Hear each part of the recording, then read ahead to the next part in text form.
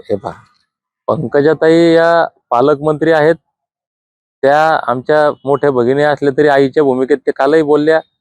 त्यांना आमच्याविषयी काळजी असणं साहजिक आहे, माझ्या तब्येतीविषयी. कारण काल सुद्धा या ठिकाणी रात्री 2 सलाईन या ठिकाणी लावल्या, त्याच्यामुळे आता थोडंसं बोलता येतंय जोरात. तर माझ्या काळजीपोटी माझ्या स्वास्थ्य आरोग्याविषयी चिंता आहे. त्यांना असं वाटतं की एकतर मी उपोषण सोडावं, दुसरी गोष्टी सरकार पॉझिटिव्ह असं त्यांचं मत आहे. पण त्यांची भावना, त्यांची भूमिका त्यांच्या जागी, माझी भावना, माझी भूमिका माझ्या जागी. समाज महत्वाचा आहे, मी महत्वाचा नाही, ताई महत्वाच्या नाही, मुख्यमंत्री महत्वाचे नाहीत. त्याच्यामुळे समाज जी गोष्ट बनेल, लोक म्हणतात की समाजानं मला डोक्यावर घेतलंय. मला समाजाच्या डोक्यावर नाही बसायचं, मला समाजाच्या हृदयात राहायचंय. त्याच्यामुळे जे समाज म्हणल, जे समाज हिताचं असेल ते मी ठरवल.